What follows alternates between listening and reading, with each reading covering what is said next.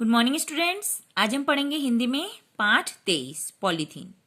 इस पाठ में पात्र परिचय किस प्रकार से दिया गया है। प्रभाकर कौन है? एक शासकीय कर्मचारी। विशाखा एक किशोरी। सुनियाना विशाखा की माँ। विकल्प विशाखा के पिता। ऋषि और पुष्कर पड़ोसी बच्चे। जावेद पड़ोसी व्यक्ति। सतीश पड़ोसी व्यक्ति। मंटू काका पड़ोसी व्यक्ति। तो यह एक एकांकी है जिसके पहले दृश्य में क्या दिखा रहे हैं? फ्लैट के छज्जे से विशाखा कूड़ा फेंकती है। कूड़ा सड़क पर खड़े प्रभाकर के ऊपर गिरता है। प्रभाकर कूड़ा झाड़कर गुस्से में चिल्लाता है। प्रभाकर नाराज होकर, देखकर नहीं फेंका जाता कूड़ा, अब समय पर कार्यालय कैसे जा सकूंगा? अब मुझे दोबारा नहाना पड़ेगा, नल में पानी भी तो नहीं आता, अजीब मुसीबत है। पुष्कर हंसकर बोलता है, देखो ऋषि चाचा जी कितने सुंदर लग रहे हैं।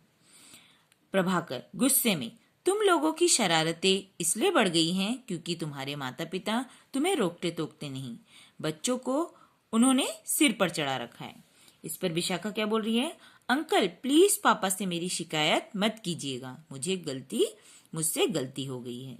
प्रभाकर कहते हैं कुछ शांत होकर, उनसे शिकायत किए बिना तुम्हारी आदत नहीं सुधरेगी। 9:30 बजे हैं, क्या यह झाड़ू लगाने का समय है? ऊपर से सड़क पर कचरा फेंकना, यह सब कहाँ तक ठीक है? अब आगे सुनियाना का प्रवेश होता है। सुनियाना कहती है, आप मेरे घर के बारे में बोलने वाले हैं कौन? यह मेरा घर है, आप कौन होते हैं टीका टिप्पणी करने वाले? तो प्रभाकर क्या कहते हैं? तो विशाखा को कौन सा विशेषाधिकार प्राप्त है कि ऊपर से किसी पर भी कूड़ा फेंककर उसे गंदा कर दे? झगड़ा सुनकर आसपास के लोग इकट्ठा हो जाते हैं। मंटू काका, गलती तो विशाखा की है, उसे चाहिए था कूड़ा नीचे आकर कचड़े के डिब्बे में डाल दी। कूड़ा ऊपर से फेंकने पर इधर उधर बिखर जाता है, सफाई भी ठीक से नहीं होती। इस पर सुनियाना क्या कहती है? सफाई ठीक से कैसे होगी? आप लोग अपनी कार और प्रभाकर अपना स्कूटर नीचे सड़क पर ही रखते हैं। सफाई कर्मचारी को सड़क खाली ही नहीं मिलती, सफाई करे तो कैसे करे? इस पर प्रभाकर सिर हिलाकर बोलते हैं, मैं समझ गया, आप चाहती हैं मैं अपना स्कूटर आपके घर के नीचे पार्क न करूं, इसलिए आप कूड़ा फिकवाती हैं। तो सुनियाना कहती हैं, जवान पर लगाम लगाइए, आप इस तरह हमारे ऊपर आरोप नहीं लगा सकते।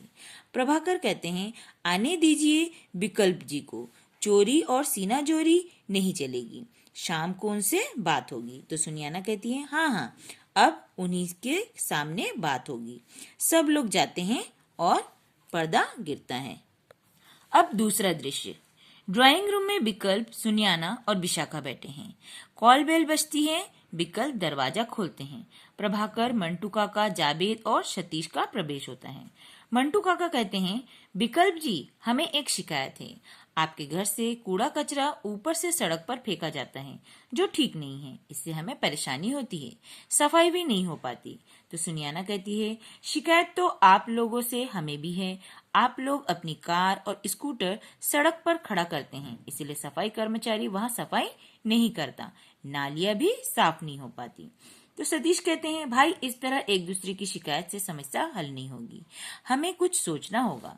तो इस पर जावेद कहता है, नालियों की सफाई ठीक न होने का मुख्य कारण पॉलीथीन की थैलियां हैं। पॉलीथीन फंस जाने से नालियों का पानी सड़क पर बहने लगता है।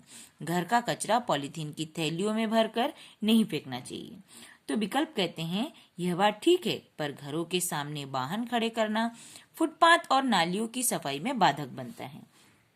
इस पर प्रभाकर कहते हैं, सहज भाव से, जहां तक मेरे स्कूटर का सवाल है, मैं उसे पार्किंग के अड्डे पर खड़ा करने लगूंगा, पर क्या इससे कचरे की समस्या हल हो जाएगी? तो मंटू काका कहते हैं, मैं भी अपनी कार आज से पार्किंग अड्डे पर ही रखूंगा, लेकिन क्या पॉलीथीन का प्रयोग आप रोक पाएंगे? पॉलीथीन से कई उपयोगी वस्तुएं बनाई जाती हैं। विकल्प कहते हैं, असल समस्या बार बार गलाकर बनाई गई पॉलीथीन की थैलियों की है, यह रासायनिक प्रदूषण भी फैलाती है, इसका कम से कम उपयोग करना ही इसके दुष्परिणाम से बचने का एक मात्र उपाय है। तो मंटू काका कहते हैं, हाँ पॉलीथीन को इधर उधर खुले में नहीं फेंकना चाहिए। पॉलीथीन की थैलियों और उससे बनी दूसरी चीजों को सुरक्षित ढंग से कचरे के डिब्बे में डालना चाहिए ताकि उसका वैज्ञानिक ढंग से निपटारा किया जा सके। सही रूप से निदान करने से हम इसके लाभ भी उठा सकेंगे तथा प्रदूषण कम करने में सहायक होंगे। तो विकल्प कहते हैं पॉलीथीन की जगह कुछ और खोजना पड़ेगा। पॉलीथीन को ही ऐसा बनाया जाए जो सरलता से नष्ट हो जाए, पानी में गल जाए तथा मिट्टी से एकाकार हो जाए। तो जावेद कहते हैं हमें पॉलीथीन से होने वाली हानियों के बारे में भी लोगों को बताना चाहिए। प्रभाकर कहते हैं हर गली, हर दुकान के सामने ड्रम या कचरे के डिब्बे रखवाए जाए, जिनकी सफाई रोज की जाए। इन ड्रमों से कचरा और पॉलीथीन अलग अलग कर उसका उचित निदान करना चाहिए। यह काम नगर निगम, नगर पालिका या ग्राम पंचायत को अपने हाथ में लेना चाहिए। तो विकल्प कहते हैं बिल्कुल ठीक कहा, पर कचरे को कूड़ादान में ही डालना हमारा काम है। विशाखा कहती है प्रभाकर चाचा, मैं आपसे माफी मांगती हूँ। आगे से मैं कूड़ा सड़क पर फेंकने की बजाय कूड़ेदान में डालूंगी। सभी एक साथ हंसकर कहते हैं यदि सुबह का भूला शाम को घर आ जाए तो उसे भूला नहीं कहते। तो इस पाठ से हमें क्या शिक्षा मिलती है कि हमारे आसपास की साफ सफाई हमारी स्वयं की जिम्मेदारी होती है। यदि हर व्यक्ति इस ओर ध्यान देगा तो कचरा फैलेगा ही नहीं और हमारे आसपास का वातावरण स्वच्छ रहेगा। तो आपको आज इस पाठ को कम से कम 2 बार रीड करना है और इसके प्रश्नोत्तर मैं आपको सेंड करूंगी, उसे लिखना है और लर्न करना है।